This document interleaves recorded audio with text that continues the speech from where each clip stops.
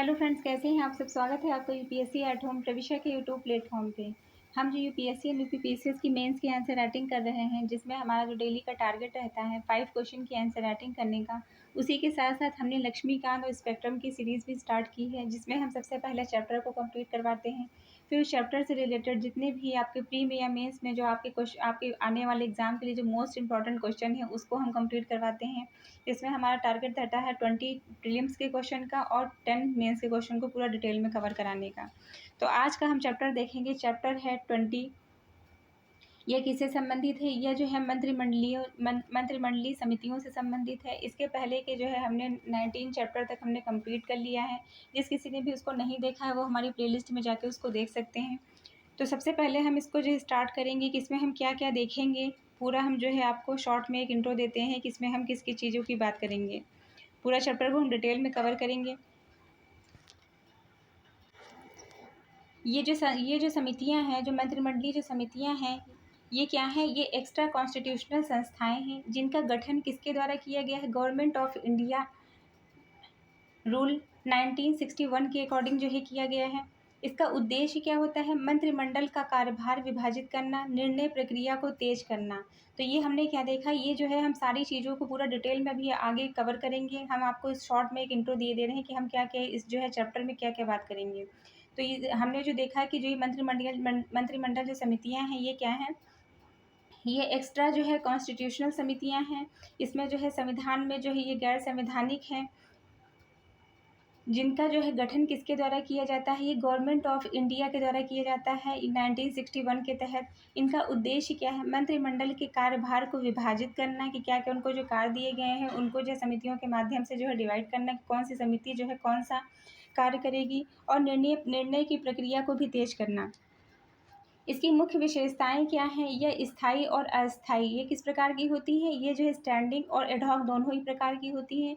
आपका प्रीलिम्स में जो है डायरेक्ट क्वेश्चन यही पूछा जा सकता है कि ये जो समितियां हैं, जो मंत्रिमंडल जो समितियां हैं, वो जो है किस प्रकार की होती हैं? तो ये स्थायी और अस्थायी दोनों ही प्रकार की होती हैं। प्रायः जो है प्रधानमंत्री इसके अध्यक्ष होते हैं और जो है सदस्य वरिष्ठ मंत्री होते हैं। संवेदनशील मामलों में गोपनीयता विशेषज्ञता पर जोर दिया जाता है। प्रमुख स्थायी समितियां क्या हैं? स्थायी समितियों के अंतर्गत कौन कौन सी समितियां आती हैं? इसमें क्या है, एक एक करके हम बात करेंगे कि प्रमुख स्थायी समितियां क्या हैं। पहला कौन सा है? Appointment committee of cabinet, ACC। ये जो है वरिष्ठ जो है नीतियां इसके संदर्भ में है। दूसरा क्या है? Cabinet committee on economic affairs, CCEA, आर्थिक नीति और निवेश संबंधित।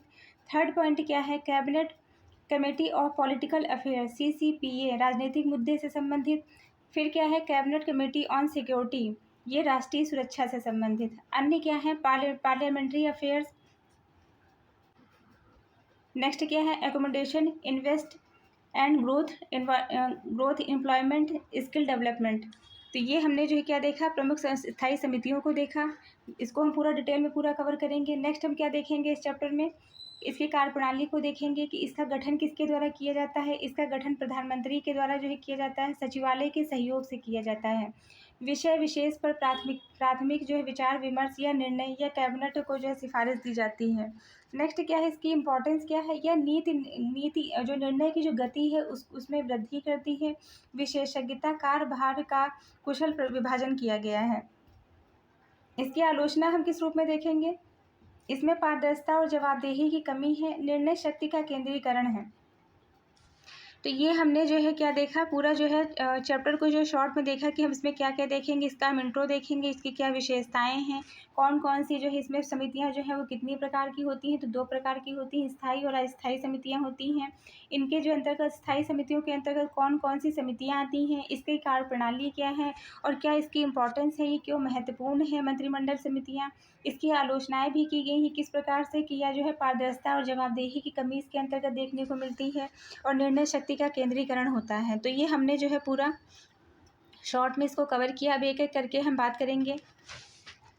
सबसे पहले हम देखेंगे मंत्रिमंडलीय जो समितियां हैं वो क्या हैं, इसको हम पूरा देखेंगे डिटेल में कि मंत्रिमंडल समितियां वे संस्थाएं हैं जिन्हें मंत्रिमंडल के कार्यभार को प्रभावी ढंग से बांटने और निर्णय प्रक्रिया को तेज करने के उद्देश्य से गठित किया जाता है। क्या बताया गया है, जो मंत्रिमंडल जो समितियां जो कमेटी बनाई गई हैं, तो ये किस लिए की गई है कि मंत्रिमंडल को जो है अब उनका जो कार्यभार है उसको क्या किया जाए, प्रभावी ढंग से उसको डिवाइड कर दिया जाए, ताकि जो है अपनी अपनी समिति जो है अपना जो उनको जो कार्य जो सौंपा गया है उसकी जो है अच्छे से उसका जो है निर्वहन कर सकें, जो कि क्या करता है, और यह जो है निर्णय प्रक्रिया को तेज करने के उद्देश्य से भी गठित किया गया है। इसका कोई जो है संवैधानिक आधार नहीं है, बल्कि ये जो है संविधान में जो है इसका कोई उपबंध नहीं किया गया है, बल्कि गवर्नमेंट ऑफ इंडिया रूल 1961 के अंतर्गत अस्तित्व में आई है। तो आपका प्रीलिम्स के लिए क्या क्वेश्चन यहाँ पे बनता है, प्रीलिम्स के लिए आपका डायरेक्ट क्वेश्चन ये बन जाता है कि जो मंडलीय जो समितियाँ हैं,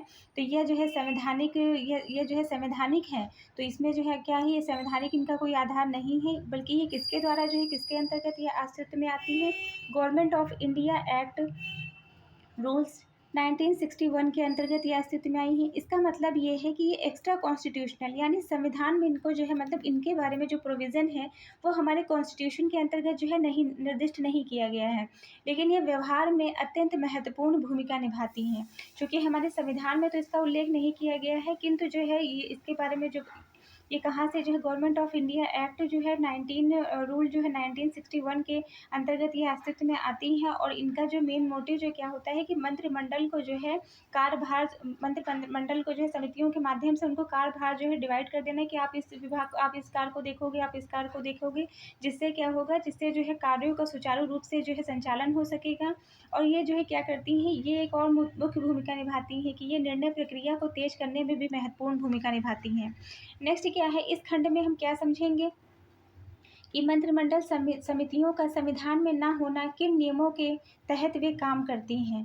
तो ये हमने जो है क्या देखा, ये हमने देखा गवर्नमेंट ऑफ इंडिया जो रूल है 1961 के तहत ये कार्य करती हैं, और ये जो है क्या है, ये गैर संवैधानिक, संविधान के अंतर्गत इनका उल्लेख नहीं किया गया है। इन समितियों की आवश्यकता क्यों पड़ी और ये क्यों जो है ये आवश्यक हैं, तो इसके यूपीएससी के पॉइंट ऑफ व्यू से जो है क्या इंपॉर्टेंट है, इसको हम देखेंगे। पहला पॉइंट है कि संवैधानिक आधार और एक्स्ट्रा कॉन्स्टिट्यूशनल प्रकृति। जो मंत्रिमंडल जो समितियां हैं वह मंत्रिमंडल जो समितियां हैं वह संविधान में कहीं वर्णित नहीं है, ये आपका जो है कई बार हमने बोला है। इसके बाद में जो है हमारा जो चैप्टर जो इसके बाद में जो हमारी नेक्स्ट जो क्लास रहेगी, इस चैप्टर से रिलेटेड जितने भी आपके प्री में या मेंस में जो क्वेश्चन आपके आगे आने एग्ज़ाम में बन सकते हैं, जो कि मोस्ट इंपॉर्टेंट रहेंगे, उसको हम पूरा कंप्लीट कराएंगे। तो आप लोगों का क्या हो रहा है, यहाँ पे आप लोगों का पूरा फुल चैप्टर कंप्लीट हो रहा है, फिर चैप्टर के बाद में आपके प्री के या मेंस के क्वेश्चन की भी हम प्रैक्टिस सेट कंप्लीट करवा रहे हैं। तो आप लोग जो है इसको ज़रूर देखिए, आपको इसका बेनिफिट ज़रूर मिलेगा। तो इसमें क्या है कि जो मंत्रिमंडल जो समितियां हैं वह संविधान में इनका प्रोविज़न कहीं नहीं किया गया है। भारत के संविधान में मंत्रिमंडल के गठन और उनके कामकाज का, उनके कार्यों का मूल ढांचा प्रदान करता है, लेकिन समिति स्तर पर कार्य विभाजन का कोई स्पष्ट प्रावधान नहीं किया गया। मतलब क्या है कि जो है भारत के जो संविधान में जो मंत्रिमंडल है, मंत्रिमंडल के गठन के बारे में, वो किन किन जो है वो उनको क्या क्या कार्य करना है उसके बारे में एक बेसिक जो है स्ट्रक्चर देता है, लेकिन जो है किनके माध्यम से कार्य करना है, तो ये इन समितियों के माध्यम से कार्य करना है, इसका कहीं जो है उल्लेख हमारे भारतीय संविधान में नहीं किया गया है। तो जो है इसमें क्या देखेंगे कि मंत्रिमंडलीय जो समितियां हैं वह गवर्नमेंट ऑफ इंडिया एक्ट जो है रूल्स 1961 के तहत गठित होती हैं, जो केंद्रीय सरकार के कामकाजों के नियम को निर्धारित करती हैं। ये किस प्रकार से कामकाज करेंगे उसको क्या करती हैं, उसको निर्धारित करती हैं। ये नियम प्रधानमंत्री को यह अधिकार देते हैं कि वे आवश्यकता के अनुसार कैबिनेट के भीतर ही विभिन्न समितियों को बना सकते हैं। तो केंद्रीय जो सरकार के जो कामकाज जो दिए गए हैं उनके अंतर्गत जो ये नियम जो निर्धारित किए गए हैं, तो प्रधानमंत्री क्या करते हैं, प्रधानमंत्री को ये राइट होता है कि वे समय समय पर आवश्यकता अनुसार कैबिनेट के भीतर ही जो है विभिन्न समितियों के माध्यम से कार्यों का विभाजन कर सकते हैं कि ये समितियाँ जो है ये कार्य देखेंगी। नेक्स्ट क्या है, इससे संबंधी जो महत्वपूर्ण जो फैक्ट है वो क्या है कि एक्स्ट्रा कॉन्स्टिट्यूशनल, ये समितियां संविधान में स्पष्ट रूप से कहीं वर्णित नहीं है, मतलब इसके बारे में कहीं स्पष्ट रूप से प्रोविज़न नहीं किया गया है, जो कि हमने आपको कई बार बोला। दूसरा क्या है, रूल ऑफ बिजनेस। कार्य विभाजन या निर्णय प्रक्रिया को सुगम बनाने के लिए ये नियम आधार हैं। प्रधानमंत्री का क्या अधिकार होता है? पीएम के पास, हमने बताया कि पीएम के पास जो है समितियां गठित करने और उन्हें पुनर्गठन करने का पूर्ण अधिकार दिया गया है। नेक्स्ट हम देखेंगे आवश्यकता और उद्भव। इसमें क्या है, मंत्रिमंडल समितियों की आवश्यकता कई कारणों से पड़ी है। जो मंत्रिमंडल जो समितियां हैं, इनकी आवश्यकता जो है कैसे पड़ी है? इनकी आवश्यकता कई कारणों से पड़ी है। कैबिनेट का आकार और कार्यभार। भारत का मंत्रिमंडल काफ़ी बड़ा होता है और सभी विषयों पर चर्चा करना समय साध्य और कठिन होता है। मतलब जो है इसमें जो है क्या बताया गया है कि ये जो है मंत्रिमंडल जो समितियां हैं, इनकी आवश्यकता आखिर मतलब क्या जो है ऐसा कारण था जिनके कारण हमें जो है मंत्रिमंडल के लिए जो है एक समितियां बनानी पड़ी, क्योंकि इनके बारे में प्रोविज़न अगर हमारे कॉन्स्टिट्यूशन में नहीं किया गया है, फिर भी हमने इन कमेटी को क्यों बनाया, वो जो है क्या कारण है, किस कारण से इसका उद्भव हुआ। तो मंत्रिमंडल समितियों की आवश्यकता पड़ने के जो है कई कारण हैं, उनको हम एक-एक करके देखेंगे और ये जो सारे फैक्ट हैं, ये आपके मेंस के लिए भी बहुत ज़्यादा इंपॉर्टेंट हैं। आप लोग इसको जो है ध्यान से देखिएगा। आप हमारी जो है एक वीडियो को 2 से 3 बार जो है देखेंगे तो आपको सारे फैक्ट अपने आप ही पूरे याद हो जाएँगे। आपको मेंस करने में या आपको प्री के जो है पर्सपेक्टिव से कोई भी प्रॉब्लम नहीं होने वाली है। तो इसमें हम जो है पहला क्या है कि कैबिनेट का आकार, उसका कार्यभार जो है काफ़ी विस्तृत है। भारत का जो मंत्रिमंडल है वो क्या है, काफ़ी बड़ा होता है और सभी विषयों पर चर्चा करना समय के जो है अनुरूप सभी विषयों पर जो है चर्चा करना बहुत ही कठिन होता है। तो निर्णय प्रक्रिया को जो है गति दी जाती है इसके अंतर्गत। क्यों पहला कारण क्या है कि जो है कैबिनेट का आकार बड़ा है, उसका कार्यभार बहुत ज़्यादा है। इस कारण जो है भारत का जो मंत्रिमंडल काफ़ी बड़ा होने के कारण सभी विषयों पर चर्चा करना समय पर जो है कठिन हो जाता है, जिस कारण जो है इनके बनाने की आवश्यकता पड़ी। दूसरा क्या है, निर्णय प्रक्रिया की गति। सभी मामलों में पूर्ण कैबिनेट में लाने का जो है लेने में देरी होती है। समितियां इन प्रक्रिया को तेज करती हैं। अगर जो है मान लीजिए जो है पार्टीशन कर दिया गया है कि आप ये कार्य देखोगे, आप ये कार्य देखोगे, आप ये वाला कार्य देखोगे, तो उससे क्या होगा कि सबको जो है सबके पास अपना-अपना अलग-अलग जो है कार्य दिया हुआ है, तो उनको उसी पे वर्क करना है। तो जिसकी वजह से जो हमारा जो है टाइम भी बच जाएगा और जो है उसको हम जो है पूर्ण कैबिनेट में लाने में हमको जो है कोई प्रॉब्लम नहीं होगी और इससे क्या होगा, निर्णय लेने में भी देरी नहीं होगी। तो इन समितियों से जो है क्या होता है, निर्णय प्रक्रिया की गति जो है वो तेज़ हो जाती है। दूसरा क्या है, विशेषज्ञता और गोपनीयता। इसमें क्या है, संवेदनशील मुद्दों पर विशेषज्ञों के द्वारा गहन विचार-विमर्श और गोपनीयता आवश्यक होती है। मतलब कई बार जो है ऐसे संवेदनशील मुद्दे आते हैं तो जो समितियों के जो सदस्य हैं वही अपने जो है अंतर्गत आने वाले विषयों को जो है काफ़ी जो है गंभीरता से उस पे चर्चा करेंगे और जो है उनको कोई मतलब ये जो है उनको नहीं रहेगा कि जल्दी-जल्दी बस इसको जो है निपटा देना है। मतलब वो आराम से जो है उस पे विचार-विमर्श करके जो है विचार-विमर्श करेंगे, जिसके माध्यम से उसकी जो है विशेषज्ञता और गोपनीयता उसकी जो है बनी रहेगी। फोर्थ पॉइंट क्या है, कार्य क्षमता और समन्वय। विभिन्न मंत्रालयों और विभागों के बीच बेहतर समन्वय एवं निष्पादन सुनिश्चित करना। क्या करना, जो विभिन्न जो मंत्रालय हैं और उनके विभाग हैं, उनके बीच में जो है बेहतर समन्वय और निष्पादन को सुनिश्चित करना। मंत्रिमंडलीय समितियां कैबिनेट के बोझ को कम कर निर्णयों को शीघ्र संगठित प्रभावी बनाने के लिए एक क्या है, व्यावहारिक उपकरण है। मतलब जो है जो निर्णयों का कैबिनेट का जो बोझ है उसको जो है कम करके, क्योंकि अलग-अलग जो है समितियाँ बाँटी गई हैं, उनको अलग-अलग काम दिया गया है और तो वो ही उनके विशेषज्ञ जो है उसी चीज़ पे जो है अपना पूरा जो है विचार-विमर्श करने के बाद जो है क्या होगा, निर्णय जो है शीघ्र ही यहाँ पे जो है निर्णय लेने में जो है शीघ्रता आएगी और जो है शीघ्र ही जो निर्णय लिए जाएँगे और संगठित और प्रभावी बनाने का ये व्यावहारिक उपकरण है यह।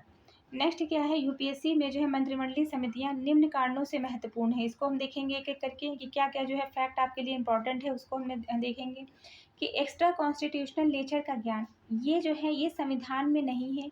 किन नियमों के तहत ये गठित होती है। मतलब एक्स्ट्रा कॉन्स्टिट्यूशनल नेचर का जो है का मतलब क्या होता है कि ये जो है संविधान में कहीं इसका प्रोविज़न नहीं किया गया है कि कौन से ऐसे रूल हैं जिसके अकॉर्डिंग ये गठित की गई है। दूसरा क्या है, मुख्य प्रमुख समितियों के नाम, कार्य, अध्यक्ष का जो है ज्ञान, जैसे एसीसीसी, एसीसी, सीसीएस, सीसीईए आदि। नेक्स्ट है, समितियों के महत्व, फ़ायदे और आलोचनाओं पर भी जो है आधारित प्रश्न से पूछे जाएँगे।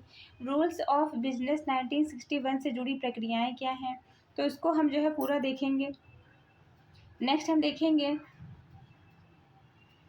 इसकी परिभाषा और लक्षण। इस खंड में हम मंत्रिमंडलीय समितियों की परिभाषा को समझेंगे, उसके प्रमुख लक्षण पर गहन दृष्टि डालेंगे। ये बुनियादी बातें परीक्षा के लिए आपके लिए जो है अत्यंत इम्पॉर्टेंट है, तो ये भी हमने आपको जो है बता दिया कि कौन सा जो है फैक्ट आपके लिए जो है आपके जो है एग्ज़ाम के लिए मोस्ट इम्पॉर्टेंट है, आप उस पर जो है ध्यान रखिएगा, इसलिए हमने यहाँ पे लिखा हुआ है। नेक्स्ट क्या है, मंत्रिमंडलीय समितियों की परिभाषा, इसको हम देखेंगे।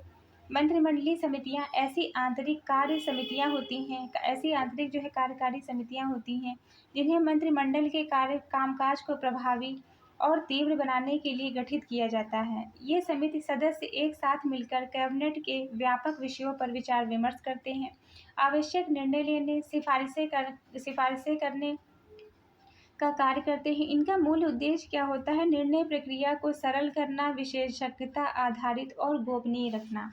तो ये हमने पूरा डिटेल में इसको देख ही लिया है। इसके डेफिनेशन को सरल शब्दों में हम देखेंगे कि मंत्रिमंडलीय जो समितियां हैं वह मंत्रिमंडल के भीतर गठित वे उप समितियां होती हैं। अगर जो है आपसे मान लीजिए मेंस में डायरेक्ट क्वेश्चन पूछा जाता है कि मंत्रिमंडलीय समितियों से आप क्या समझते हैं, तो आप यहाँ डेफिनेशन इसको यूज़ कर सकते हैं कि जो मंत्रिमंडलीय समितियां हैं वह मंत्रिमंडल के भीतर गठित वे उप समितियां होती हैं जो कि विशेष विषयों या मुद्दों पर गहन चर्चा करती हैं और सरकार के निर्णय निर्माण में भी सहायता करती हैं। इसका जो है ये जो समितियां हैं ये मंत्रिमंडल की बजाय उनके कार्यभार को बांटने के लिए होती हैं, यानी कैबिनेट का बोझ कम करना और समय को बचाना। इसका जो है मुख्य लक्षण क्या है उसको एक एक करके देखेंगे। पहला क्या है, अल्प संवैधानिक, यह एक्स्ट्रा कॉन्स्टिट्यूशनल होती हैं।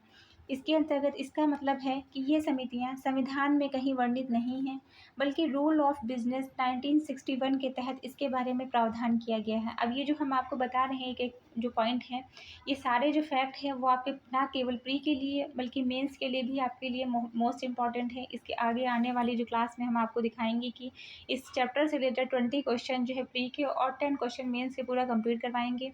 जो सारे जो फैक्ट हम यहाँ भी कवर कर रहे हैं वो सारे फैक्ट वहाँ पे आपको यूज़ हो जाएंगे। तो नेक्स्ट हम देखेंगे कि प्रधानमंत्री की अध्यक्षता प्रायः जो है अधिकांश समितियों की अध्यक्षता कौन करता है, प्रधानमंत्री करते हैं। अब जो है डायरेक्ट एबीपी में आपका क्वेश्चन बन सकता है कि जो ये मंत्रिमंडल जो समितियां हैं उसकी जो है अध्यक्षता जो है कौन करता है, तो ये कौन करते हैं, अधिकांश समितियों की अध्यक्षता कौन करते हैं, प्रधानमंत्री करते हैं। एक क्वेश्चन क्या बन सकता है कि ये जो है किसके द्वारा जो है ये क्या है, ये जो है संवैधानिक, ये अल्प संवैधानिक ये समितियाँ जो है संविधान में इसका वर्णन नहीं किया गया है।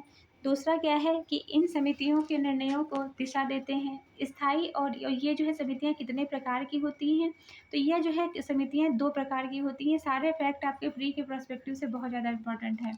ये स्थायी और अस्थायी, स्टैंडिंग और एडहॉक जो है दोनों प्रकार की समितियां होती हैं। स्थायी समितियों में नियमित लंबी अवधि के मामलों के लिए, जबकि अस्थायी समितियां विशिष्ट मुद्दों के लिए होती हैं। इसकी सदस्यता के अंतर्गत क्या है, समिति के सदस्य आमतौर पर कैबिनेट के मंत्री होते हैं जो संबंधित क्षेत्र के विशेषज्ञ या जिम्मेदार होते हैं। जो समिति के जो सदस्य हैं वो कौन होते हैं, आमतौर पर कैबिनेट के मंत्री होते हैं जो संबंधित क्षेत्र के विशेषज्ञ और क्या होते हैं, जिम्मेदार होते हैं। निर्णय प्रक्रिया के अंतर्गत समिति निर्णय ले सकती है, ये सुझाव देकर पूरी कैबिनेट को जो है प्रस्तुत करती है। मतलब जो है समितियां जो है क्या करती हैं, निर्णय ले सकती हैं या ये सुझाव देकर जो है पूरे कैबिनेट को प्रस्तुत करती हैं। इनका कार्य विभाजन, समिति निर्माण का उद्देश्य कैबिनेट के भारी कार्यों को छोटे छोटे विषयों में बांटना है जिससे काम अधिक व्यवस्थित और तेजी से हो सके। मतलब इसमें विशेषज्ञता आए और जो है कार्य अधिक व्यवस्थित रूप से और तेज़ी से हो सके। इनका जो है इनके कार्यभार को, जो कैबिनेट का जो कार्यभार है, भारी जो कार्यभार है उसके छोटे छोटे पार्ट में डिवाइड करके जो है जिससे जो है क्या होगा, काम में अधिक व्यवस्थित और तेज़ी आएगी। ऐसे ही आप अपने जो है आप अपनी तैयारी को भी छोटे छोटे पार्ट में छोटे छोटे एफर्ट्स करके आप अपनी पूरी जो है तैयारी को, जो आपकी जर्नी है पूरा कंप्लीट कर सकते हैं। नेक्स्ट क्या है, जिससे जो है आप अधिक व्यवस्थित और तेज हो सकें। नेक्स्ट है गोपनीयता, संवेदनशील विषयों पर गोपनीय निर्णय लिए जा सकते हैं जिससे राष्ट्रीय सुरक्षा और राजनीतिक स्थिरता बनी रहे। मतलब जो अगर कोई संवेदनशील जो मुद्दा है तो उस पर जो है क्या होगा, उससे जो है गोपनीय निर्णय लिए जा सकते हैं जिससे राष्ट्र की सुरक्षा और राजनीतिक जो स्थिरता है वो भी बनी रहे। आपको किन किन बातों पर ध्यान रखना है, इस पे भी हम देखेंगे। पहला क्या है, एक्स्ट्रा कॉन्स्टिट्यूशनल होने के कारण इन समितियों का कोई संवैधानिक वैधता नहीं होती है, परंतु ये प्रशासनिक रूप से अत्यंत प्रभावी होती हैं। दूसरा क्या है, प्रधानमंत्री की अध्यक्षता होने से केंद्र में एकता दिशा सुनिश्चित होती है। नेक्स्ट है स्टैंडिंग कमेटी, अधिक स्थिर होती है, जबकि एडहॉक समितियां आवश्यकता अनुसार गठित और भंग हो जाती हैं। जो स्टैंडिंग जो स्थायी जो समितियां हैं वो जो है वो अधिक जो है स्थिर होती हैं, जबकि जो एडहॉक है, जो अस्थायी समितियां हैं, वो आवश्यकता मतलब जब उनकी आवश्यकता पड़ती है तब उनका जो है गठन कर दिया जाता है, और बाद में जो है जब ज़रूरत ख़त्म हो जाती है तो उनको पुनः जो है भंग कर दिया जाता है। तो नेक्स्ट हम देखेंगे कार्यप्रणाली का जो है कार्यप्रणाली का संक्षिप्त में अवलोकन। उसके अंतर्गत जो पहला पॉइंट है वो क्या है, मंत्रिमंडलीय जो समितियां हैं अपने विषयों से संबंधित मसलों पर गहन चर्चा करती हैं। जो मंत्रिमंडल जो समितियां हैं ये क्या करती हैं, मंत्रिमंडल समितियां अपने जो विषय हैं उनके उससे संबंधित जो है विषयों पर गहन चर्चा करती हैं। निर्णय स्वयं ले सकती हैं जब उन्हें कैबिनेट से एक अधिकार प्राप्त एक अधिकार का जो है प्रभार दिया जाता है। मतलब इसमें क्या है कि जो है जो मंत्रिमंडल जो समितियां हैं वो क्या करती हैं, वो स्वयं ही निर्णय ले सकती हैं जब उन्हें कैबिनेट से इस अधिकार का मतलब उनको कैबिनेट से अधिकार मिला होता है, तो वह जो है मंत्रिमंडल जो समितियां हैं जब इन समितियों को जो है राइट दे दिया गया है कि आप जो है निर्णय ले सकते हो, निर्णय स्वयं ले सकते हो, तो वो जो है वो निर्णय स्वयं ले सकती हैं। दूसरा क्या है, अन्यथा ये कैबिनेट को सिफारिशें प्रस्तुत करती हैं जिन पर कैबिनेट अंतिम निर्णय लेता है। जब उन्हें जो है कैबिनेट से अधिकार का जो है प्रभार दे दिया गया हो तो वह निर्णय स्वयं ले सकती हैं। अन्यथा जब जो है ये कैबिनेट की सिफारिशें प्रस्तुत करती हैं जिन पर कैबिनेट अंतिम निर्णय लेता है। समितियां सचिवालय के द्वारा सहायता प्राप्त होती हैं। ये दस्तावेज जानकारी उपलब्ध कराते हैं। यह प्रक्रिया कार्यों के कुशल प्रबंधन और निर्णय लेने में समय को बचाती हैं। समितियां जो है किससे जो है सहायता प्राप्त करती हैं, समितियां जो है सचिवालय के द्वारा सहायता प्राप्त करती हैं, और ये जो है सचिवालय जो है उनको दस्तावेज और जानकारी जो है उपलब्ध कराते हैं। यह प्रक्रिया कार्यों के कुशल प्रबंधन के लिए और निर्णय लेने में समय की बचत करती हैं। इसके मुख्य लाभ क्या हैं इन समितियों के, निर्णय प्रक्रिया में तेजी और विशेषज्ञता आती है, गोपनीयता का संरक्षण होता है, मंत्रिमंडल के बोझ को कम किया जाता है। नेक्स्ट हम देखेंगे मंत्रिमंडल समितियों के प्रकार। मंत्रिमंडल समितियां अपने उद्देश्यों और कार्यकाल के आधार पर मुख्यतः दो प्रकार की होती हैं। अब ये क्वेश्चन जो है आपके प्री के लिए भी और आपके मेंस के लिए भी, दोनों के लिए मोस्ट इम्पॉर्टेंट है, आपको डायरेक्ट से क्वेश्चन बन सकता है। तो इसमें क्या है, जो पहला हम देखेंगे स्टैंडिंग जो है कमेटी, स्थायी समितियां कौन सी होती हैं, ये जो है ये समितियां नियमित रूप से कार्य करती हैं और सरकार के लंबे समय तक चलने वाले विषयों से जुड़ी होती है। मतलब जो विषय जो परमानेंट जो है चला करता है, लंबे समय तक चला करता है, तो उन विषयों से जो है जुड़ी होती है। इसलिए जो है ये कौन सी समितियां होती हैं, क्योंकि इस पर जो है उनको रेगुलर काम करना हो, रेगुलर बेसिस पे कार्य करना होता है, इसलिए इनको जो हम स्थायी समितियां कहेंगे। इनमें सदस्यों का जो है चयन जो होता है वो स्थायी होता है और विषयवार विशेषज्ञता प्रदान करती है। दूसरा क्या है, इसका जो है इसकी विशेषताएं क्या है स्थायी समितियों की, नियत सदस्यता, सदस्य जो है निश्चित होते हैं, स्थायी होते हैं, जो अपने संबंधित मंत्रालयों के वरिष्ठ मंत्री होते हैं। इसके अंतर्गत जो स्थायी जो कमेटी होती है तो उसके अंतर्गत जो काम करने वाले जो सदस्य होते हैं वो कौन होते हैं, ये अपने जो है मंत्रालयों के जो वरिष्ठ मंत्री होते हैं वो होते हैं, क्योंकि इनको जो है इनके पास जो विषय होते हैं वो काफ़ी लंबे समय तक चलने वाले महत्वपूर्ण विषय होते हैं, इसलिए इसके अंतर्गत जो है वरिष्ठ सदस्यों को रखा जाता है। दूसरा क्या है, लगातार कामकाज। ये समितियां साल भर सक्रिय रहती हैं और आवश्यकता मतलब जो है ये कार्य तो साल भर करती रहती हैं, और आवश्यकता अनुसार जब भी इनको लगता है, ऐसा जो है इनको प्रतीत होता है कि जो है इनको विचार विमर्श करने की ज़रूरत है विषय पर, तो वो जो है क्या करती हैं, अपनी बैठकों को बुलाती हैं। प्रमुख विषय इनके संबंधित क्या हैं, आर्थिक मामले, सुरक्षा से संबंधित विषय, राजनीतिक मामले आदि पर ये काम करती हैं। तो ये सारे ही जो मामले हैं, चाहे वो इकोनॉमिक हो या जो है सिक्योरिटी का मामला हो, या हमारा पॉलिटिकल जो है कोई मामला हो, तो उससे संबंधित जो है विषयों पर ये कार्य करती हैं। इसलिए जो है यह जो है क्या होती है, स्थायी समितियां होती हैं, और इसके अंतर्गत जो सदस्य होते हैं वो विभिन्न मंत्रालयों के, वो जो है इससे संबंधित अपने अपने मंत्रालयों के जो है वरिष्ठ जो मंत्री होते हैं वो होते हैं। और ये जो है साल भर सक्रिय रूप से कार्य करती हैं, और जब भी इनको जो ज़रूरत होती है कि किसी भी विषय पर विचार विमर्श करने की आवश्यकता है, तो हम क्या करेंगे कि जो है अपनी बैठकों को बुलाएंगे। तो ये हमने इनके अंतर्गत कौन कौन से मामले देखे, आर्थिक मामले, सुरक्षा और राजनीतिक मामले आदि पर ये काम करती हैं। इनके इस समितियों के प्रमुख उदाहरण को हम देखेंगे। पहला क्या है, appointment committee of cabinet ACC, वरिष्ठ सरकारी नियुक्तियाँ। दूसरा क्या है, cabinet committee on economic affair CCEA, आर्थिक नीति निर्धारण से संबंधित जो है, मतलब जो है अपॉइंटमेंट कमेटी ऑफ जो है द कैबिनेट एसीसी, वरिष्ठ सरकारी नियुक्तियों से संबंधित है। दूसरा क्या है, cabinet committee of economic affair CCEA, ये किससे संबंधित है, आर्थिक नीतियों के निर्धारण से संबंधित है। थर्ड जो कमेटी है वो क्या है, cabinet committee on political affair CCPA, आर्थिक एवं संवैधानिक मामलों से संबंधित है। नेक्स्ट हम देखेंगे cabinet committee on security CCS, ये संबंधित है राष्ट्रीय सुरक्षा से। तो नेक्स्ट क्या है, स्थायी समितियों का जो है क्या इसकी इंपॉर्टेंस है उसको हम देखेंगे। हमने जो है क्या क्या देखा, हमने पहले देखा कि जो है समितियां कितने प्रकार की होती हैं। तो हमारी समितियां जो है वो दो प्रकार की होती हैं, एक स्थायी समिति और एक अस्थायी समिति। जो स्थायी समिति होती है, स्थायी समिति का जो है स्थायी समिति क्या होती है, इसके अंतर्गत जो लंबे समय तक जो मामले जो है चलने वाले जो मामले होते हैं वो इसके अंतर्गत आते हैं, जिनका जो है जो काफ़ी जो है लॉन्ग पीरियड के लिए जो होते हैं बहुत महत्वपूर्ण जो महत्वपूर्ण जो सब्जेक्ट होते हैं वो इनके अंतर्गत आते हैं, इन समितियों के अंतर्गत आते हैं। और जबकि जो एडहॉक जो समितियां हैं, जो हमारी अस्थायी समितियां हैं, उसके अंतर्गत जो है छोटे छोटे मामलों से संबंधित जो है ये समितियां, इसके अंतर्गत छोटे छोटे मैटर आते हैं। इसके अंतर्गत जो है क्या है, एडहॉक समितियों के अंतर्गत इनको जो है समय पर जो है इनको जब इनकी जो रिक्वायरमेंट होती है तो इनको जो है बना लिया जाता है। और जो है जब जो है इनकी ज़रूरत जो है ख़त्म हो जाती है तो क्या किया था, एडहॉक समितियों को हम जो है इसको भंग कर देते हैं। मतलब जो हम नहीं भंग कर देते, मतलब वो भंग कर दी जाती हैं। तो इसमें क्या है कि जो हमारी जो स्थायी समितियाँ हैं, स्थायी समितियों ये जो है पूरा वर्ष भर इसमें कार्य कर चलता रहता है। और जब भी जो है इसके अंतर्गत जो सदस्य जो होते हैं वो कौन होते हैं, मंत्रालयों के जो वरिष्ठ सदस्य होते हैं वो इसके अंतर्गत शामिल होते हैं, क्योंकि इसमें जो निर्णय होते हैं, जो उसमें जो विषय होते हैं वो महत्वपूर्ण विषय होते हैं। तो वरिष्ठ सदस्य इसके अंतर्गत आते हैं। और इसमें क्या है, इसमें एक और फैक्ट हमने देखा था कि इसके अंतर्गत जो है जब रिक्वायरमेंट होती है तो विचार विमर्श करने के लिए जो है बैठक बुला ली जाती है। तो उस पे जो है डिस्कस किया जाता है कोई भी जो भी मैटर उससे संबंधित जो होगा। तो ये किन मैटरों से संबंधित होता है, ये जो है आर्थिक, राजनीतिक और सुरक्षा से संबंधित ज़्यादातर विषय इसके अंतर्गत जो है शामिल होते हैं। तो ये हमने जो है देखा, इसके अंतर्गत जो है ये हमने क्या पूरा जो है देख लिया।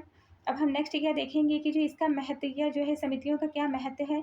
ये सरकार के नियमित और संवेदनशील कार्यों में त्वरित निर्णय देता है। मतलब सरकार के जो रेगुलर और संवेदनशील जो कार्य है उसमें क्या करता है, ये तुरंत ही निर्णय देता है और विशेषज्ञता और गोपनीयता को सुनिश्चित करता है। प्रशासनिक जो कामकाज है उसमें क्या करता है, उसमें निरंतरता आती है। और ये जो समितियाँ हैं तो इनको जो कौन सहायता प्रोवाइड करता है, इनको सहायता सचिवालय के द्वारा जो है दी जाती है। दस्तावेजों के बारे में जानकारी जो है किसके द्वारा दी जाती है, सचिवालयों के द्वारा दी जाती है। नेक्स्ट हम देखेंगे अस्थायी समितियाँ, एडहॉक कमेटी। ये जो सारे फैक्ट हैं ये आपके प्री के, ना केवल प्री के लिए, आपके लिए मेंस के लिए भी मोस्ट इंपॉर्टेंट है। आप लोग इसको ध्यान से देखिए, बार बार देखिए, आप लोगों को सारे जो पॉइंट टू पॉइंट आपको सारी चीज़ें एकदम क्लियर हो जाएंगी, जिससे आपका जो क्वेश्चन आएगा तो आपको करने में एटलीस्ट ऐसा कभी नहीं होगा कि आपको उसमें कुछ बिल्कुल ब्लैंक है, आपको कुछ आ ही नहीं रहा उसमें। इसमें क्या है कि जो अस्थायी समितियां हैं, इसमें क्या है कि जो है एडहॉक कमेटी, इसको हम बोलते हैं, इंग्लिश में बोलते हैं एडहॉक कमेटी। अस्थायी जो समितियां हैं वो विशिष्ट विषयों व विशिष्ट समयावधि के लिए गठित की जाती हैं। इनका जो कार्य है वह समाप्त होने पर या भंग मतलब जो है ये, मतलब जो अस्थायी समितियां हैं, अस्थायी समितियां क्या है, कुछ विशिष्ट विषयों के लिए और विशिष्ट समय, मतलब कुछ जो है कुछ स्पेसिफिक जो है कोई सब्जेक्ट होगा और स्पेसिफिक टाइम पीरियड के लिए जो है इसका जो है गठन किया गया है। जब जो है इनके कार्यों, जो जिस कार्य के लिए गठित की गई हैं, जब वो कार्य समाप्त हो जाता है तो इन्हें जो है पुनः ही इन्हें भंग कर दिया जाता है। अस्थायी समितियों की क्या विशेषताएं हैं, इसको हम एक एक करके देखेंगे। इसका जो है विशेष उद्देश्य, विशिष्ट समस्या या विषय के निवारण के लिए इनका गठन किया जाता है।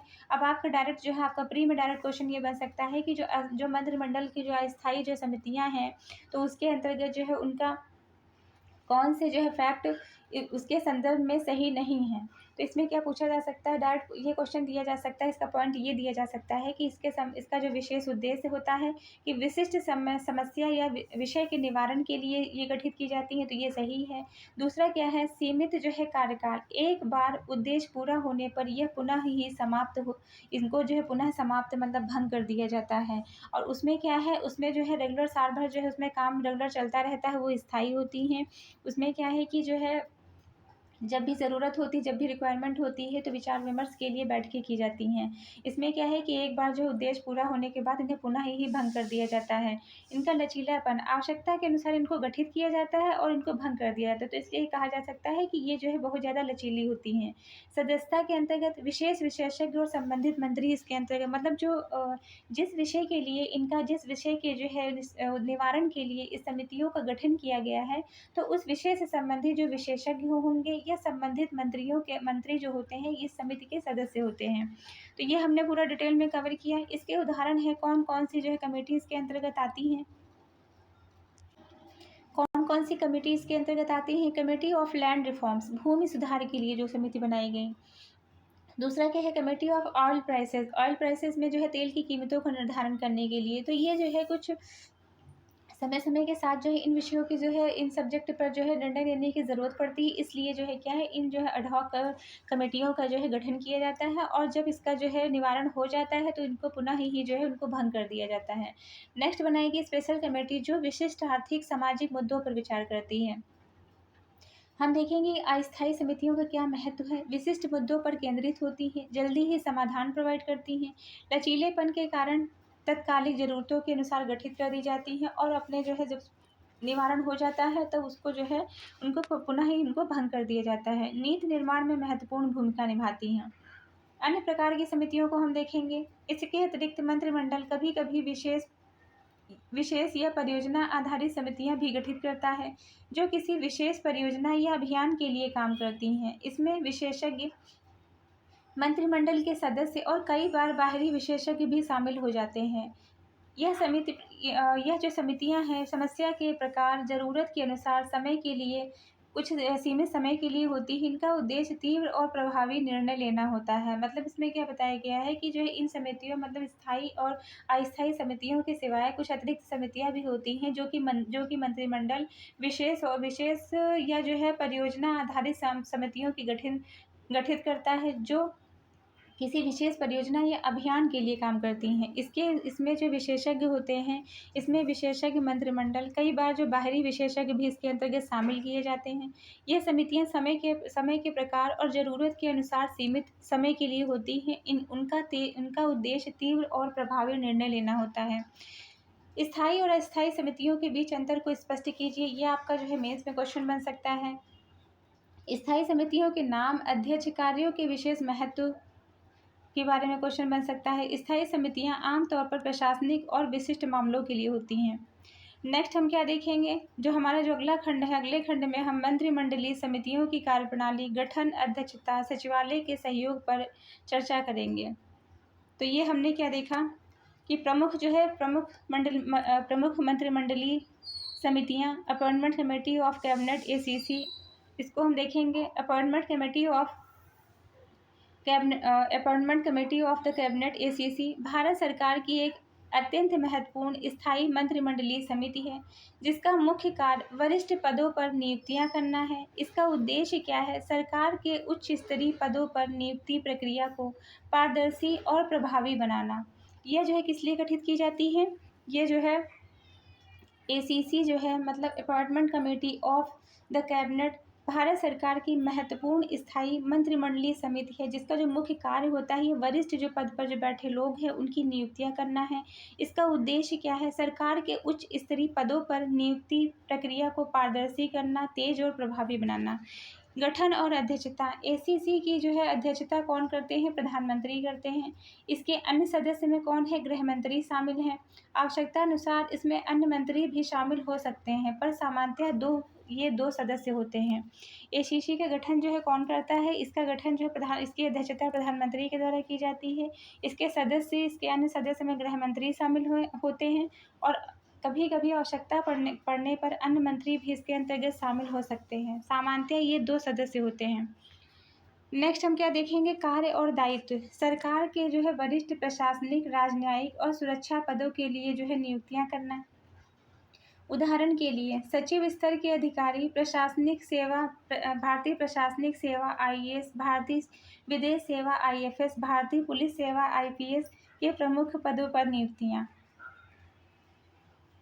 ये क्या करते हैं, सरकार के जो वरिष्ठ प्रशासनिक और राजनयिक और सुरक्षा पदों के लिए नियुक्तियां करते हैं। इनके अंतर्गत कौन कौन शामिल है, कौन कौन से पद हैं। सचिव जो है स्तर के अधिकारी, भारतीय प्रशासनिक आईएएस, भारतीय विदेश सेवा आईएफएस, भारतीय पुलिस सेवा आईपीएस के प्रमुख पदों पर इनकी नियुक्तियां।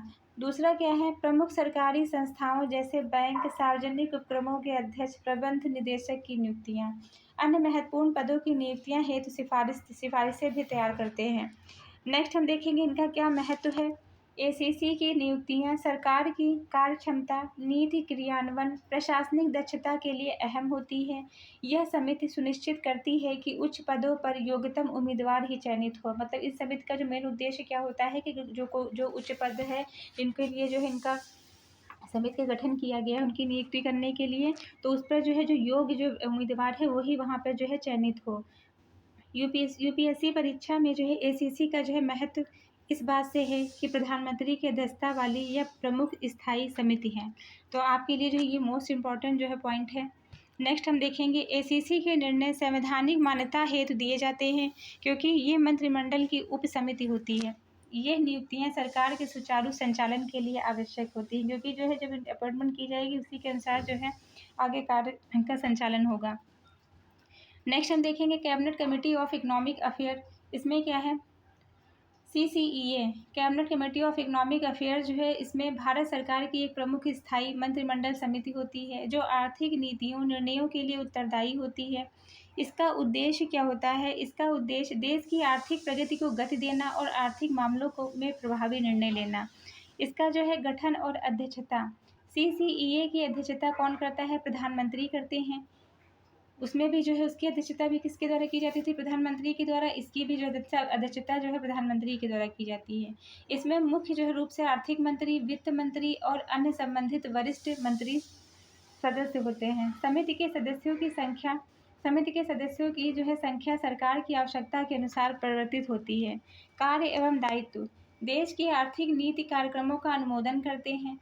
महत्वपूर्ण आर्थिक निर्णय जैसे निवेश योजनाएं, सार्वजनिक क्षेत्र उपक्रमों के बड़े प्रोजेक्ट, बजट से संबंधित मुद्दे, विदेशी निवेश और आर्थिक सुधारों से संबंधित नीतियां बनाना, सार्वजनिक वित्त कराधान से जुड़े प्रमुख विषय इसके अंतर्गत आते हैं। विशेष आर्थिक क्षेत्र विकास परियोजना और औद्योगिक नीतियों का पर विचार विमर्श करते हैं। तो ये इनका हमने कार्य और दायित्व देख लिया। इनका महत्व क्या है, सीसीईए देश की आर्थिक स्थिरता विकास में केंद्रीय भूमिका निभाती है। यह समिति आर्थिक नीतियों के समन्वय के लिए उनको क्रियान्वयन को सुनिश्चित करती है। नेक्स्ट हम देखेंगे सीसीईए के फैसले आर्थिक सुधारों को लागू करने में मार्गदर्शक होते हैं। प्रधानमंत्री की अध्यक्षता में नीति में एकरूपता और मजबूती आती है। नेक्स्ट जो है समिति जो है कौन सी है, cabinet committee of political affair CCPA. Cabinet committee of political affair Bharat सरकार की एक महत्वपूर्ण स्थायी मंत्रिमंडलीय समिति है। यह जो है राजनीतिक संवैधानिक मामलों से संबंधित मुद्दों पर निर्णय लेती है। इसे मिनी कैबिनेट भी कहा जाता है। अब आपके लिए जो है ये प्री के लिए मोस्ट इंपॉर्टेंट क्वेश्चन है कि मिनी कैबिनेट किसे कहते हैं, तो मिनी कैबिनेट कहते हैं cabinet committee on political affair CCPA को क्या कहते हैं, मिनी कैबिनेट कहते हैं, क्योंकि यह अधिकांश महत्वपूर्ण विषयों पर चर्चा करती है। ये क्या करती है, ये अधिकांश महत्वपूर्ण विषयों पर चर्चा करती है। इसके भी अध्यक्ष प्रधानमंत्री होते हैं। इसके सदस्य कैबिनेट के वरिष्ठ मंत्री होते हैं, जिसमें वित्त मंत्री, गृह मंत्री, रक्षा मंत्री आदि शामिल होते हैं। राज्य सरकार सदस्य सरकार की नीतियों और प्राथमिकताओं के अनुसार बदल सकती है।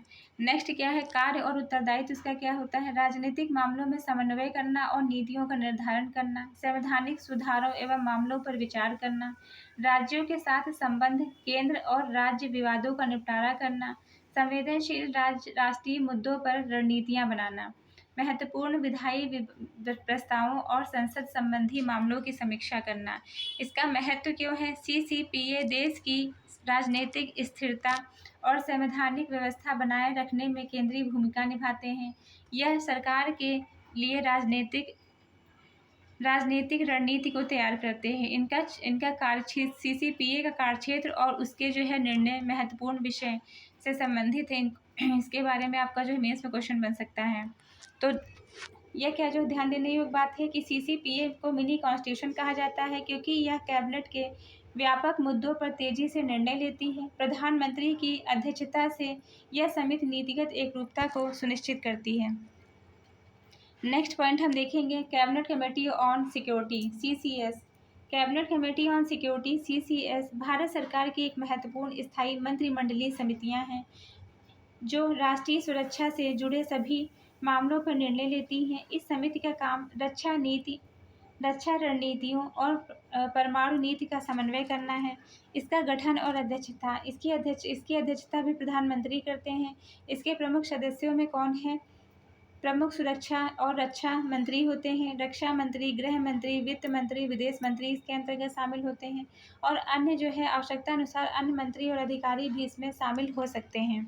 इनका कार्य और उत्तरदायित्व को हम देखेंगे कि राष्ट्रीय सुरक्षा और रक्षा से जुड़े मुद्दों पर निर्णय लेना इनका कार्य है और रक्षा नीतियों, सुरक्षा रणनीतियों का निर्माण करना, कार्यान्वयन करना, परमाणु नीतियों, हथियार नियंत्रण और परमाणु अप्रसार से संबंधित मामलों की निगरानी करना, आतंकवाद व आंतरिक सुरक्षा और सीमा सुरक्षा से संबंधित मुद्दों पर विचार विमर्श करना, रक्षा बजट और रक्षा उपक्रमों की समीक्षा करना। इनका महत्व, ये क्यों महत्वपूर्ण है उसको हम देखेंगे। CCS देश की संप्रभुता और सुरक्षा का एक प्रमुख रक्षक है। यह समिति राष्ट्रीय सुरक्षा के लिए से जुड़ी सभी नीतिगत रणनीतियों निर्णयों को निर्देशित करती है। इनके कार्यक्षेत्र और निर्णय बहुत महत्वपूर्ण होते हैं। CCS के बैठकें गोपनीय होती हैं। इनके निर्णयों का प्रभाव देश की सुरक्षा नीति पर होता है। प्रधानमंत्री की अध्यक्षता इस समिति को सर्वोच्च राजनीतिक दिशा प्रदान करती है। नेक्स्ट क्या है? Cabinet committee on parliamentary affair. इसको हम देखेंगे। Cabinet committee on parliamentary affairs संसद और कैबिनेट के बीच समन्वय को स्थापित करने वाली एक महत्वपूर्ण समिति है। इसका उद्देश्य सरकार के विधायी कार्यक्रम को संसद में सुचारू रूप से पारित कराना। कौन से कार्यक्रम को? विधायी कार्यक्रम को संसद में सुचारू रूप से पारित कराना। इसका गठन, इसके अध्यक्ष भी प्रधानमंत्री होते हैं। सदस्यों के मुख्य रूप से सदस्यों में कौन होता है? गृह मंत्री, सांसद के जो है सांसद वर्ग के नेता, सांसद वर्ग के उपनेता और अन्य कैबिनेट मंत्री इसके अंतर्गत शामिल होते हैं। सदस्यों की संख्या और चयन सरकार की आवश्यकता के अनुसार होता है। नेक्स्ट हम देखेंगे इनका कार्य और दायित्व। सरकार के विधायी एजेंडा का निर्धारण एवं उसका संसद में समयबद्ध परिचालन करना, संसद के सदस्यों के आयोजन और कार्यसूची का समन्वय करना, विधेयकों की पारित प्रक्रिया का निरीक्षण करना और उनको सुनिश्चित करना वे संसद के सुचारू रूप से पास हों। संसद में सरकार की ओर से उठाए जाने वाले विभिन्न मुद्दों का समन्वय करना, राजनीतिक दलों के बीच संवाद स्थापित कर विधायी प्रक्रिया में सहयोग बढ़ाना। इसका क्या महत्व है? यह समिति संसद और सरकार के बीच प्रभावी संवाद और समन्वय स्थापित करती है। विधायी कार्यों के सफल संचालन में यह समिति की भूमिका अत्यंत महत्वपूर्ण है। संसद के सत्रों के सफल संचालन में इस समिति का समन्वय जो है अहम होता है और सरकार की विधायी कार्यों के पारदर्शी और समयबद्ध क्रियान्वयन को सुनिश्चित करना इसका मुख्य उद्देश्य होता है। नेक्स्ट हम देखेंगे cabinet committee on accommodation. Cabinet committee on accommodation का मुख्य कार्य कैबिनेट मंत्री या अन्य उच्च अधिकारियों के आवासीय, मतलब उनको आवास, ऑफिस स्पेस की योजना बनाना, उनको आवास से संबंधित जो है आवास प्रोवाइड करने से संबंधित, ऑफिस स्पेस से संबंधित जो है योजना बनाना, ऑफिस स्पेस उनको देना, उनका प्रबंधन करना। यह तकनीकी लेकिन आवश्यक समिति है। गठन और अध्यक्षता, इसके अध्यक्ष भी प्रधानमंत्री होते हैं और इसके सदस्य कैबिनेट के वरिष्ठ मंत्री होते हैं। सीमित आवश्यकता अनुसार अन्य अधिकारियों को भी शामिल किया जाता है। इसका हम देखेंगे कार्य और इसका दायित्व। इसके अंतर्गत क्या है? मंत्रिमंडल और उच्च सरकारी अधिकारियों के आवासीय कार्यालय स्थानों का प्रबंधन करना, सरकारी भवनों और आवासीय परिसरों का विकास और अनुरक्षण करना इसका प्रमुख कार्य है। नए भवन की योजना और बजट का निर्धारण करना, आवास की आवंटन नीति और उससे जुड़ी शिकायतों का निपटारा करना इसके प्रमुख कार्यों के अंतर्गत आता है। इनका महत्व क्या है? सरकारी आवास कार्यालय की सुचारू व्यवस्था को सुनिश्चित करना, सरकारी संसाधनों के कुशल उपयोग में यह समिति योगदान देती है। नेक्स्ट है हालांकि तकनीकी है, लेकिन यह समिति सरकारी कामकाज की सहजता और मंत्री स्तर के कार्यों में मददगार है। कार्यालय से संबंधित नीतियाँ निर्णय इस समिति के द्वारा किए जाते हैं। नेक्स्ट हम देखेंगे cabinet committee on investment and growth.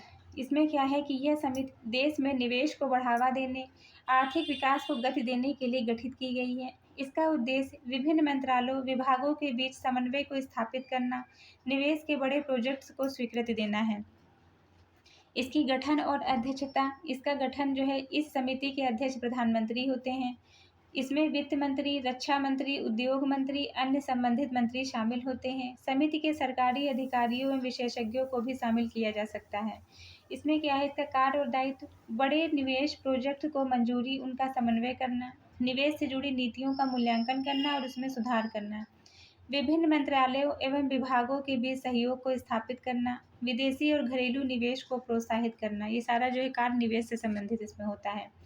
इसलिए क्यों महत्वपूर्ण है? भारत के आर्थिक विकास और रोजगार सृजन के लिए यह जो समिति है महत्वपूर्ण होती है। यह निवेश सहज बनाने के लिए प्रशासनिक बाधाओं को दूर करती है। नेक्स्ट हम देखेंगे निवेश और विकास के क्षेत्र में समन्वय की कमी, बड़े प्रोजेक्ट्स प्रभावित हो सकते हैं। यह समिति प्रशासनिक दक्षता और नीति के कार्यान्वयन में सुधार करती है। नेक्स्ट क्वेश्चन क्या है, नेक्स्ट पॉइंट क्या है? Cabinet committee on employment and skill development. यह जो समिति है यह भारत में रोजगार को सृजन करने, कौशल के विकास करने से मतलब स्किल को जो है स्किल डेवलप करने से संबंधित स्किल डेवलपमेंट से संबंधित नीतियों का निर्माण करती है और कार्यान्वयन करती है। इसका जो उद्देश्य होता है वो युवाओं को रोजगार के लिए सक्षम बनाना और कौशल प्रशिक्षण को क्या करना, प्रोत्साहित करना, इससे संबंधित होता है। इसका गठन और अध्यक्षता, इसका भी अध्यक्ष जो है प्रधानमंत्री होते हैं। इसमें श्रम मंत्री, वित्त मंत्री, कौशल विकास मंत्री, अन्य संबंधित मंत्री इसके सदस्य होते हैं। समिति के सदस्य सरकार की प्राथमिकताओं के अनुसार चुने जाते हैं। इसका कार्य और दायित्व क्या होता है? रोजगार सृजन की नीतियों का निर्माण और निगरानी करना, कौशल विकास कार्यक्रमों की योजना और कार्यान्वयन करना। इसके अंतर्गत जो प्रधानमंत्री युवा कौशल विकास जो योजना है इसके अंतर्गत आती है। दूसरा क्या है, श्रम बाजार को मांग के अनुसार प्रशिक्षण कार्यक्रम विकसित करना, रोजगार और कौशल विकास से संबंधित सरकारी योजनाओं का समन्वय करना। इसका महत्व क्या है? युवाओं को रोजगार योग्य बनाने और आर्थिक विकास को बढ़ावा देने में यह समिति महत्वपूर्ण भूमिका निभाती है। कौशल विकास से भारत की वैश्विक प्रतिस्पर्धा बढ़ती है। नेक्स्ट हम देखेंगे रोजगार और कौशल विकास से लेकर सरकारी नीतियों का समन्वय यह समिति करती है। यह समिति युवाओं के लिए रोजगार सृजन की दिशा में सरकार को प्राथमिकता देती है। नेक्स्ट हम देखेंगे गठन संरचना और इसकी कार्यप्रणाली क्या है। इसका हम गठन देखेंगे। मंत्रिमंडलीय समितियों का गठन सरकार की आवश्यकता अनुसार कार्यभार और नीति प्राथमिकताओं के आधार पर किया जाता है। जब भी सरकार को आवश्यकता होती है कार्यभार को संभालने के लिए, नीतियों को प्राथमिकता देने के लिए, नीति का निर्धारण करने के लिए इन समितियों का गठन किया जाता है। यह एक प्रशासनिक प्रक्रिया है जो कि निम्नलिखित चरणों से गुजरती है। पहला है प्रधानमंत्री की पहल। अधिकांश समितियों का गठन प्रधानमंत्री की पहल से होता है। स्थायी समितियों में ज़्यादातर अध्यक्ष जो है प्रधानमंत्री ही हैं, जो उनकी अध्यक्षता भी करते हैं। मंत्रिमंडल की स्वीकृति, समिति का गठन, सदस्यों, कार्यक्षेत्र, कैबिनेट की मंजूरी आवश्यक होती है। सदस्य का चयन, संबंधित मंत्रालयों के वरिष्ठ मंत्रियों को सदस्य बनाया जाता है ताकि विशेषज्ञता सुनिश्चित हो सके। आधिकारिक सूचना, इसके अंतर्गत गठन की आधिकारिक घोषणा होती है, आदेश जारी किए जाते हैं।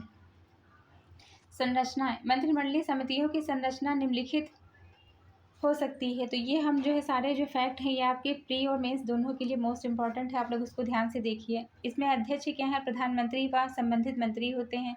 सदस्य जो है 3 से 10 कैबिनेट मंत्री जो संबंधित विषय के विशेषज्ञ होते हैं। सचिवालय, प्रत्येक समिति के लिए एक सचिवालय होता है जो प्रशासनिक और तकनीकी सहायता प्रदान करता है। समय समय पर पुनर्गठन, जरूरत के अनुसार समिति के सदस्यों या कार्यक्षेत्र में परिवर्तन किया जा सकता है। इनकी कार्यप्रणाली को हम देखेंगे एक एक करके। मंत्रिमंडल समितियां अपने कार्य निम्नलिखित तरीके से संपन्न करती हैं। बैठकों के माध्यम से समितियां नियमित या आवश्यकता अनुसार बैठकें करती हैं। बैठक की आवृत्ति कार्यभार पर निर्भर करती है। एजेंडा तय करना, अध्यक्ष सचिवालय बैठक के एजेंडे का निर्धारण करते हैं। चर्चा एवं निर्णय। समिति के जो सदस्य हैं अपने अनुभव और विशेषज्ञता के आधार पर विषयों पर विचार विमर्श करते हैं और निर्णय लेते हैं। नेक्स्ट क्या है, सिफारिशें निर्णय प्रस्तुत करना। आवश्यकता अनुसार निर्णय कैबिनेट को प्रस्तुत किए जाते हैं। यह समिति स्वयं निर्णय लेती है। नेक्स्ट क्या है, गोपनीयता। सभी चर्चा और निर्णय गोपनीय होते हैं ताकि सुरक्षा संबंधी जानकारी सुरक्षित हो। नेक्स्ट हम देखेंगे मंत्रिमंडलीय समितियों का गठन सरकार के निर्णय प्रक्रिया सरल और तीव्र बनाने के लिए होता है। सचिवालय की भूमिका समिति को जानकारी देना, दस्तावेज व प्रशासनिक सहायता प्रदान करना होता है। अध्यक्ष का नेतृत्व क्षमता समिति के सफल संचालन के लिए आवश्यक है। तो ये हमने जो इसका गठन के बारे में देख लिया, गठन उसकी कार्यप्रणाली को देखा। नेक्स्ट हम क्या देखेंगे, इसका महत्व और इसकी उपयोगिता। निर्णय प्रक्रिया को सुगम बनाना, क्यों महत्वपूर्ण है निर्णय प्रक्रिया को सुगम बनाने के लिए। तो ये सारे फैक्ट आपके प्री और मेंस के लिए मोस्ट इंपॉर्टेंट हैं। इसके अंतर्गत मंत्रिमंडलीय समितियां सरकार की निर्णय प्रक्रिया को अधिक कुशल, त्वरित और प्रभावी बनाती हैं। इसके अंतर्गत विशेषज्ञता का समावेश, विषय विशेष मंत्रियों को जोड़कर निर्णय की गुणवत्ता बढ़ती है। समय की बचत, सारे निर्णय सीधे कैबिनेट तक न जाकर समिति स्तर पर त्वरित लिए जाते हैं। कार्यभार का विभाजन, कैबिनेट का बोझ कम होता है, इससे यह अधिक महत्वपूर्ण मामलों पर ध्यान केंद्रित कर पाता है। नीति निर्धारण में प्रभाव, ये समितियां नीति निर्माण में महत्वपूर्ण भूमिका निभाती हैं। ये सारे फैक्ट आपके जो है मेंस के पर्सपेक्टिव से बहुत ज़्यादा इंपॉर्टेंट है। नीति का समन्वय, विभिन्न मंत्रालयों के बीच तालमेल बैठाकर सामंजस्यपूर्ण नीतियाँ बनाती हैं। गोपनीयता सुनिश्चित करना, संवेदनशील मामलों पर गोपनीय चर्चा होती है जिससे निर्णय अधिक विश्वसनीय होते हैं। विशेष मामलों की गंभीर समीक्षा, आर्थिक सुरक्षा, राजनीतिक जैसे जटिल मुद्दों पर गहन विचार किया जाता है। फिर क्या है, प्रशासन दक्षता में वृद्धि होती है। मंत्रिमंडलीय समितियां प्रशासनिक प्रक्रिया को बेहतर बनाती हैं। इसके अंतर्गत सरकारी निर्णयों का शीघ्र क्रियान्वयन सुनिश्चित करती हैं। संसाधनों का कुशल प्रबंधन विभागीय सहयोग को बढ़ावा देता है और सरकारी कामकाज में पारदर्शिता और जवाबदेहिता को बढ़ावा मिलता है। नेक्स्ट क्या है, राष्ट्रीय सुरक्षा और आर्थिक विकास में योगदान। कुछ समितियां विशेष रूप से राष्ट्रीय सुरक्षा और आर्थिक विकास के लिए आवश्यक निर्णय लेती हैं। Cabinet committee on security (CCS) राष्ट्रीय सुरक्षा नीति के केंद्र में है। Cabinet committee on economic affair (CCEA) आर्थिक नीतियों, विकास योजनाओं को गति देती हैं। निवेश और रोजगार सृजन के लिए समर्पित समितियां आर्थिक विकास को त्वरित करती हैं। मंत्रिमंडलीय समितियों के प्रमुख उपयोगिताएं, नीति निर्माण एवं क्रियान्वयन में दक्षता आती है, समय और संसाधनों की बचत होती है, संवेदनशील विषयों पर गुप्त और प्रभावी चर्चा होती है, सरकार के समग्र निर्णय कार्य में समन्वय और त्वरित प्रतिक्रिया से संबंधित है। नेक्स्ट क्या है, इसके समक्ष कौन सी चुनौतियां और सीमाएं हैं उसको हम देखेंगे। निर्णय में धीमापन, कौन सी जो है चुनौतियां उत्पन्न हैं और कौन सी सीमाएं हैं, एक एक करके देखेंगे। मंत्रिमंडलीय जो समितियां हैं वो निर्णय प्रक्रिया में कई बार धीमापन देखने को मिलता है, जिसके कारण सरकार की जो तीव्रता है वो प्रभावित होती है। इसके क्या कारण हैं, बैठकों की कम आवृत्ति, कई समितियां आवश्यकता अनुसार नियमित बैठकें नहीं कर पाती हैं। अधिकारों का केंद्रीकरण, इसके अंतर्गत प्रधानमंत्री और कुछ वरिष्ठ मंत्रियों के पास निर्णय का भार केंद्रित होता है। समिति सदस्यों की संख्या और रुचि, कई बार सदस्य जो है वो कम सक्रिय होते हैं और उनके बीच में जो है आपसी मतभेद हो जाता है। दूसरा क्या है, पारदर्शिता का अभाव। चूंकि समितियों की बैठकों और निर्णयों को गोपनीय रखा जाता है, इसलिए निर्णय प्रक्रिया में जनता की जो पहुंच है वो बहुत ही सीमित होती है।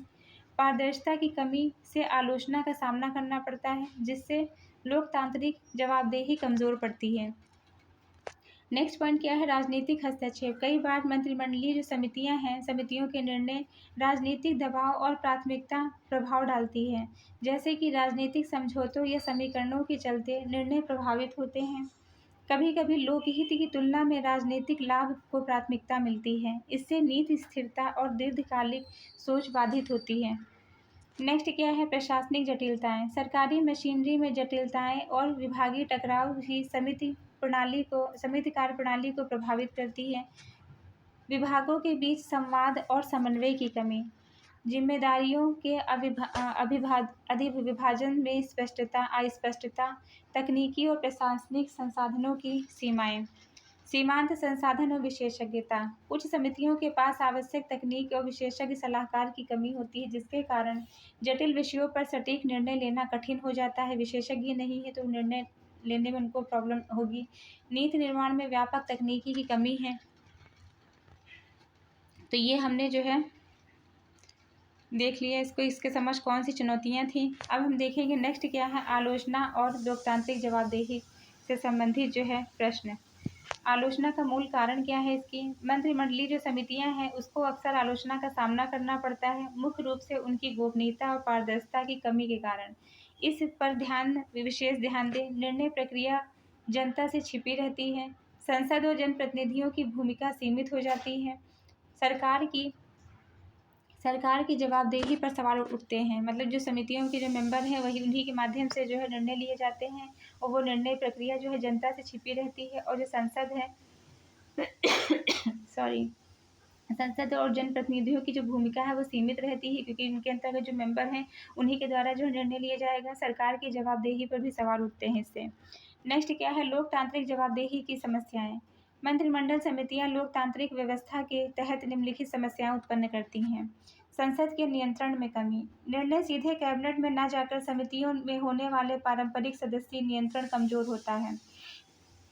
निर्णय जो है क्या है, जब सीधे कैबिनेट में नहीं जाता है, समितियों में ही जो है होने से जो है पारंपरिक जो संसदीय जो निर्णय है, नियंत्रण है, उसको जो है उसमें कमजोर देखने को जो है मिलता है। सदस्यों का चयन। समिति के सदस्यों का चयन अक्सर प्रधानमंत्री वरिष्ठ नेतृत्व के द्वारा होता है, जिससे राजनीतिक पक्षपात की आशंका भी होती है। जानकारी का असंतुलित विवरण। विपक्ष और आम जनता तक निर्णय की जो है जानकारी पहुँच नहीं पाती है। नेक्स्ट हम देखेंगे संभावित समाधान इसके संदर्भ में। इन आलोचना के समाधान के लिए निम्न कदम सुझाए जाते हैं। पहला क्या है, बैठकों का नियमित और पारदर्शी होना चाहिए, जहां जरूरी मामलों की जानकारी साझा की जाए। दूसरा क्या है, संसद के सामने रिपोर्टिंग और समीक्षा का प्रावधान हो। सदस्य चयन में विविधता और विपक्षी सदस्यों को शामिल करना लोकतांत्रिक जवाबदेही को बढ़ा सकता है। स्वायत्तता के साथ विशेषज्ञों की भूमिका बढ़ाना, ताकि निर्णय निष्पक्षता और वस्तुनिष्ठ हो।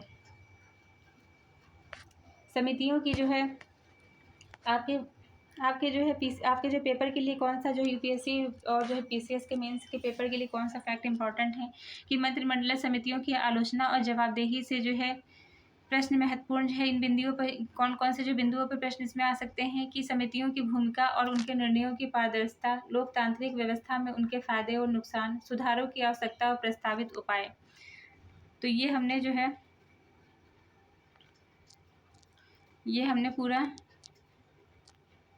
चैप्टर देखा। अतः निष्कर्षतः यह कहा जा सकता है कि मंत्रिमंडलीय जो समितियां हैं वो निर्णय प्रक्रिया को सरल बनाती हैं, लेकिन लोकतांत्रिक जवाबदेही के लिए इनके पारदर्शी और जवाबदेह संचालन की आवश्यकता है। इससे ही वे सरकार की विश्वसनीयता और जनादेश को मजबूत कर पाएंगी। नेक्स्ट हम देखेंगे इससे संबंधित जो है कुछ उदाहरण। 2019 में केंद्रीय मंत्रिमंडल समितियों का पुनर्गठन और उनके व्यवहारिक निर्णय। पुनर्गठन का परिचय।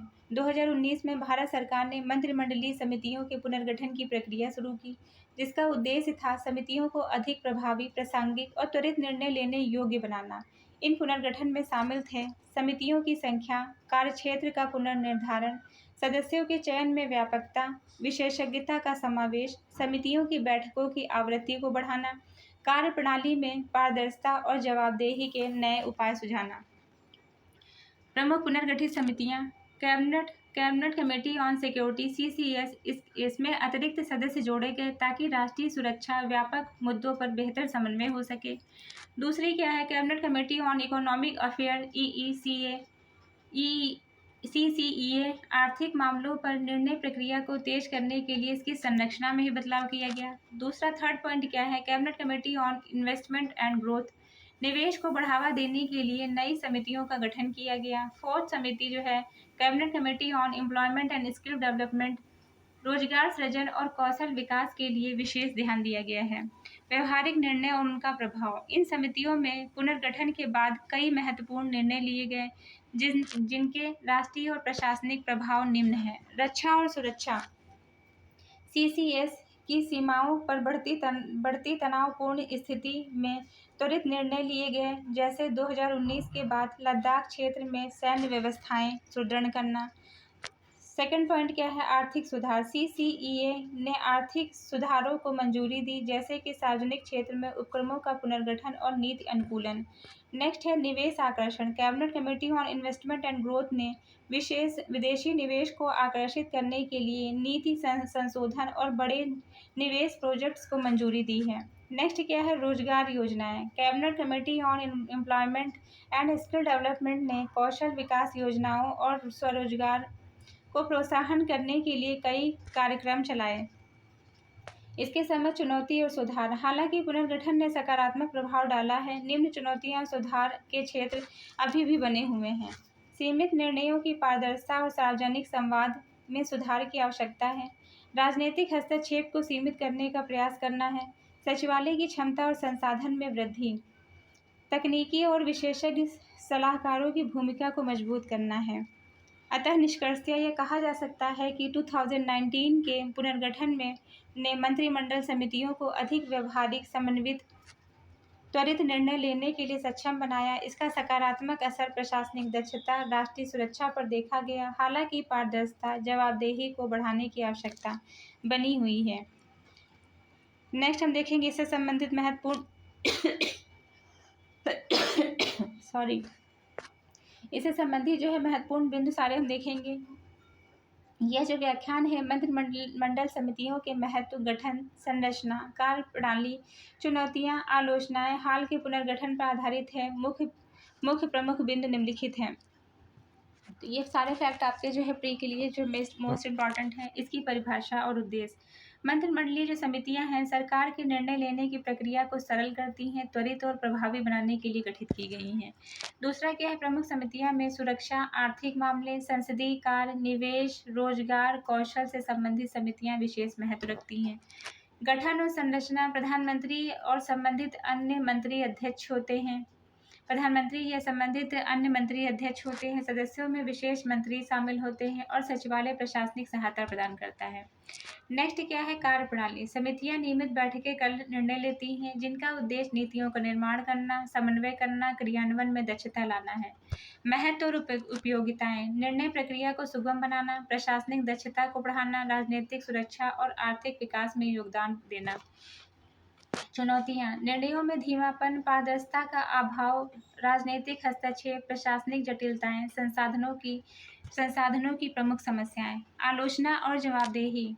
पारदर्शिता की कमी से लोकतांत्रिक जवाबदेही प्रभावित होती है, जिसके लिए बैठकें पारदर्शी बनाना संसद के समक्ष रिपोर्ट आवश्यक है। 2019 का पुनर्गठन। समितियों का पुनर्गठन उन्हें अधिक प्रभावी, समन्वित बनाने के लिए किया गया है, जिससे निर्णय प्रक्रिया में सुधार हुआ है, लेकिन पारदर्शिता और संसाधन वृद्धि की आवश्यकता अभी भी बनी हुई है। मंत्रिमंडलीय जो समितियां हैं भारत के शासन तंत्र में एक अनिवार्य भूमिका निभाती हैं। इनकी प्रभावशीलता, जवाबदेहिता को सुनिश्चित करना लोकतांत्रिक प्रशासन के लिए आवश्यक है।